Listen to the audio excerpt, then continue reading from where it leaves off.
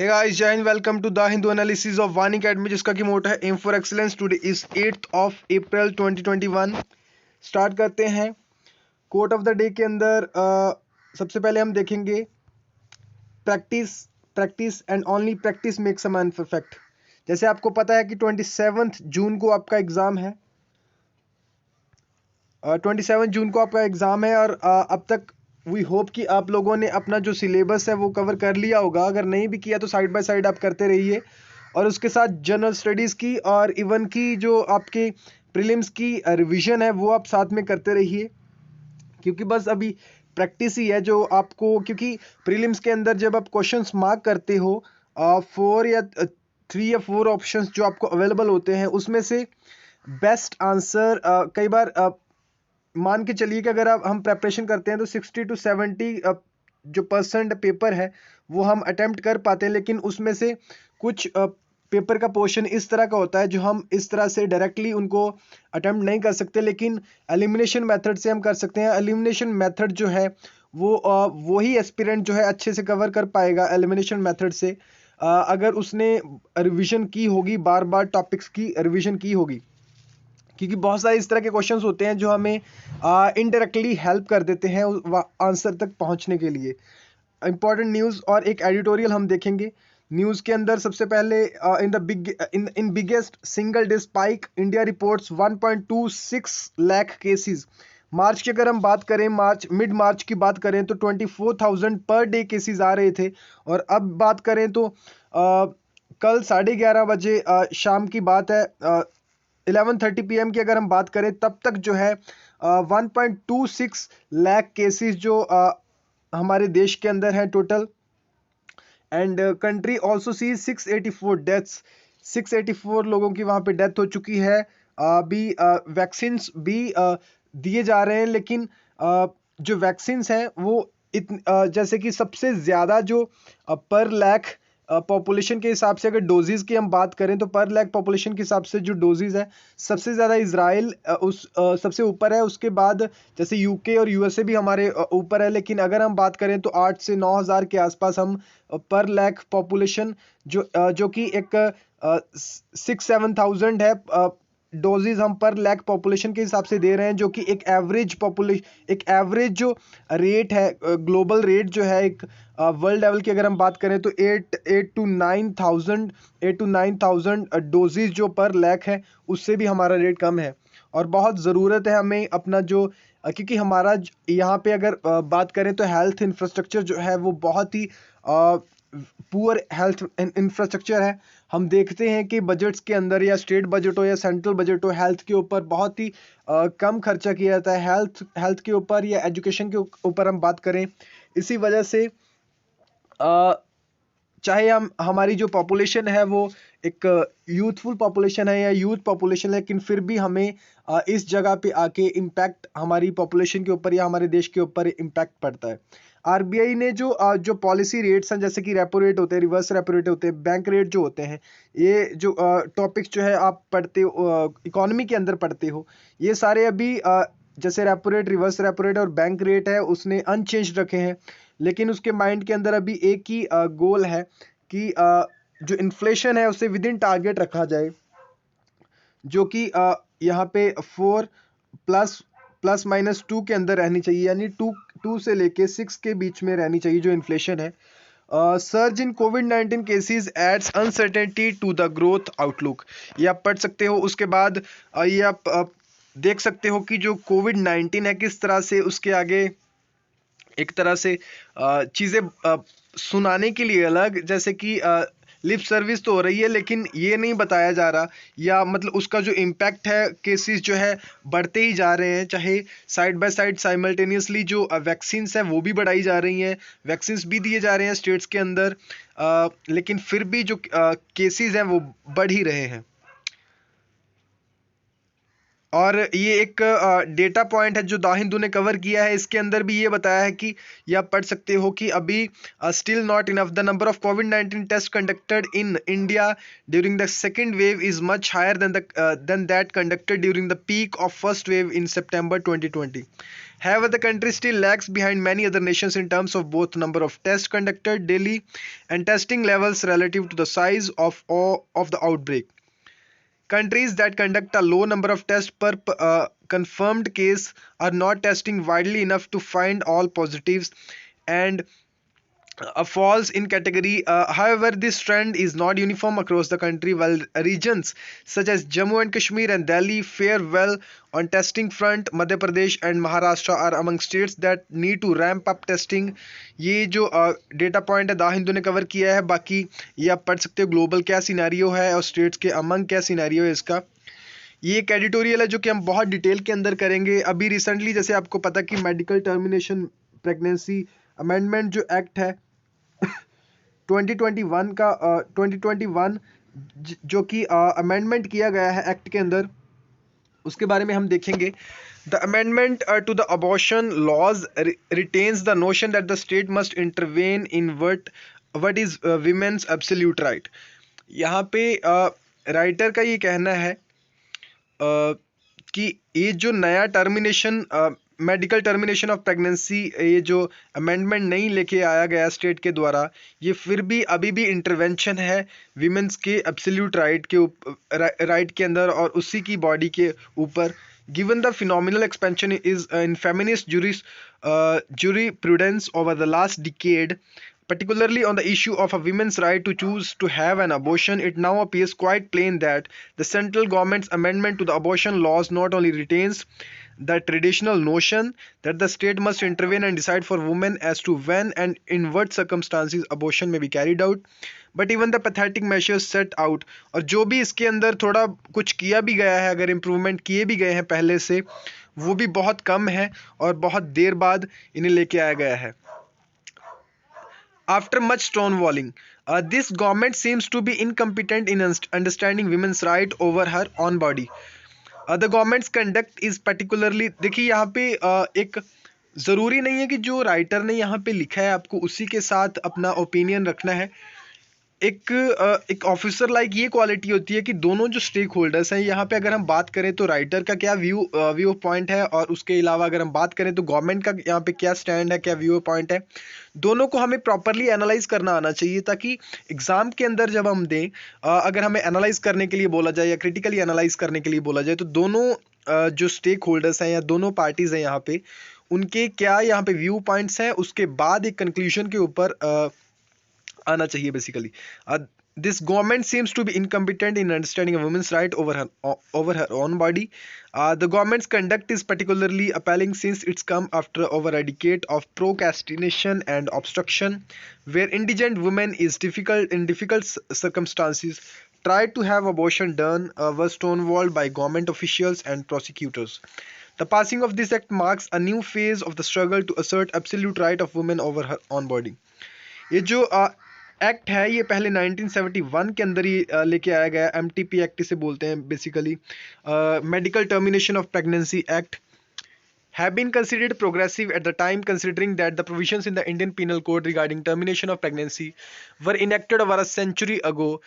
सबसे पहले Indian penal code के अंदर जो प्रेगनेंसी के रिलेटेड या मतलब प्रेगनेंसी को टर्मिनेट करने के लिए जो वहाँ पे पनिशमेंट्स थे, उसको बेसिकली ये जो एक्ट था उसे चेंज किया गया और वहाँ पे कुछ रिस्ट्रिक्शंस जो थे कम किए गए।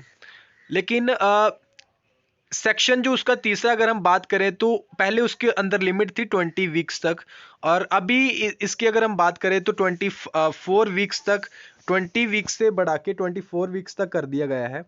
पहले अगर हम बात करें तो काफ़ी सारे इश्यूज थे, जैसे कि जो इंफ्रास्ट्रक्चर था या टेक्नोलॉजी इस लेवल की नहीं थी कि उन्हें हेल्प मिल सके, या मतलब अलग अलग तरह की वहाँ पे रिस्ट्रिक्शंस थी, या मतलब कि वहाँ पे बहुत सारे हैज़ार्ड्स हो सकते थे, नुकसान हो सकता था विमेन के, इवन की फॉर एग्जांपल कि जैसे अबॉर्शन के टाइम पे मदर की जो हेल्थ है उसे नुकसान हो सकता था विमेन की हेल्थ को। जैसे सेक्शन 3 के अंदर जो पहले इसकी लिमिट थी 20 वीक्स थी on the length of pregnancy and required, उसके अंदर 2 डॉक्टर्स चाहिए थे जो कि सर्टिफाई करेंगे that the continuation of the pregnancy would involve a risk. और अगर प्रेगनेंसी जो है कंटिन्यूसली रखते हैं उसके अंदर रिस्क होगा लाइफ ऑफ वुमेन और grave injury to her physical या मेंटल हेल्थ। और दैट ये रीजन हो सकता है, या दूसरा that there was substantial risk that the child born would suffer from such physical or mental abnormalities as to be serious, या वो हैंडीकैप हो सकता था। एक्सप्लेनेशन की अगर हम बात करें तो पहली जो एक्सप्लेनेशन है वो डील करती है रेप केसेस के साथ, where it was to be presumed that the anguish caused would constitute a grave injury to the mental health of the women। उसके बाद अगर हम दूसरे एक्सप्लेनेशन की बात करें तो वो बताती है कि any pregnancy occurring as a result of failure of contraception would likewise be presumed to constitute a grave injury। Account needed to be taken of the pregnant women's actual or reasonably foreseeable environment। Section 5 created an exception to the 20-week limit whenever such an abortion was immediately necessary to save the life of pregnant women। The 1971 का जो act था वो based था एक Shantilal H Shah committee थी और उसकी report के ऊपर वो बेस्ड था to study the question of legislation of abortion 1967। Legislation of abortion उसे स्टडी किया गया और इस कमेटी ने उसके ऊपर ये जो 1971 का एक्ट था वो based the which set out the limitations of technology which made it hazardous for women to have abortion done after the 20th week. अगर 20th वीक के बाद उसके बाद अबॉर्शन करवाया जाता था तो उसके अंदर वुमेन की हेल्थ को लेके उसको नुकसान हो सकता था। लेकिन अभी अगर हम बात करें तो ये सारी जो ये लिमिटेशन है डिसअपियर हो चुके हैं विद द फिनोमिनल इम्प्रूवमेंट आ चुकी है in the technology and the processes rendering it possible to carry out abortion safely right up to the full term. Thus the excuse of safety, जो excuse होता था कि वुमेन की safety के लिए सिर्फ 20th वीक तक था, वो एक्सक्यूज अभी नहीं रहा, was no longer tenable to be used for restricting women's right। इसके बाद the central government has been criminally negligent in allowing the law to stand as it has for 5 decades। It has pushed women seeking abortions underground where terminations और बहुत सारे अगर जैसे writer के अनुसार government नहीं समझ पाई इस चीज़ को और इसी वजह से बहुत सारी जो विमेन हैं वो अनहाइजीनिक और डेंजरस तरीके जैसे वेज अपना के वो ये स्टेप लेती हैं एंड इन हॉरिफिक सिचुएशंस। अगर हम आज की भी बात करें तो 8 lakh illegal and unsafe abortions perform होते हैं हर साल इंडिया के अंदर, many of them resulting in morbidities and death. और बहुत सारी अलग अलग तरह की वहाँ पे नुकसान कई बार हो जाते हैं और कई बार विमेन की डेथ भी हो जाती है। The government has not cared. The political parties of all hues had one thing in common, women dying do not matter. The decision of Bombay High Court, ये केस आप याद रख सकते हो, Nikita Mehta versus state of Maharashtra. जब भी अगर विमेन रिलेटेड इश्यूज़ की बात करें या मेडिकल टर्मिनेशन ऑफ प्रेगनेंसी की बात करें जो रिसेंटली अमेंडमेंट हुई है तो उसके अंदर ये आप याद रख सकते हो बॉम्बे हाई कोर्ट का डिसीजन जो रहा Nikita Mehta versus state of Maharashtra, saying that it was not open for the court to double guess the statutory restrictions spark the debate around the right to abortion in India. 2008 से लेके over 300 petitions जो है Supreme Court and High Court के अंदर file की गई हैं। Given the gruesome context from which these petitions sprang, the Supreme Court generally responded well by ignoring the statutory provision as it was patent that not allowing abortion to take place would have caused grave injustice to the women. The court then routinely allowed abortion way past the 20-week limit. अगर हम Murugan Nayakar versus Union of India and others की बात करें तो abortion was permitted 31st weeks, जो कि full term के काफ़ी क्लोज था। और ये जो एक्ट है ये it fails miserably on the main count while introducing few collateral progressive measures. पहले फर्स्ट इसके अंदर जो है कि the act fails to recognise the absolute right और यहीं से एक आपके लिए छोटा सा एक क्वेश्चन है कि क्या फंडामेंटल राइट्स, अगर हम बात करें फंडामेंटल राइट्स की, तो क्या फंडामेंटल राइट्स एब्सोल्यूट होते हैं? जी नहीं, फंडामेंटल राइट्स जो हैं वो एब्सोल्यूट नहीं होते। बेसिकली कुछ रीजनेबल रिस्ट्रिक्शंस भी होती हैं उसके साथ, या कुछ राइट्स होते हैं अलग अलग कंडीशंस के अंदर उन्हें रखा जाता है। जैसे आर्टिकल जो 20 और 21 की अगर हम बात करें, तो ये सारी जो चीज़ें होती हैं, अलग अलग तरह के राइट्स होते हैं। जैसे कि राइट टू जो फ्रीडम्स हैं, या राइट टू इक्वालिटीज़, अलग अलग तरह के राइट्स जो अलग अलग एमरजेंसीज के टाइम पे, अलग अलग सिचुएशंस के अंदर, और वो कभी भी एब्सोल्यूट नहीं होते। लेकिन राइटर के द्वारा यहाँ पे एक वर्ड यूज किया गया है। First, the act fails to recognise the absolute right of women over her own body in taking decisions regarding abortions and reproductive health. It still reserves the state, और state, अभी भी state के पास ही right है to dictate the women that she can not have an abortion at will. अपनी मर्जी से अबॉर्शन अभी भी वो नहीं करवा सकती। और ये पहला इसका जो फेलियर है एक्ट का। दूसरा, अगर हम फेलियर की बात करें, इवन दो द लिमिट जो कि 20 वीक से 24 वीक तक बढ़ा दी गई है, this comes with the same state conditionalities as before, और कंडीशंस अभी भी सेम ही है। और तीसरा, अगर हम फेलियर की बात करें, the 24 weeks is not rational given today's technology where abortions can done safely up to the full term.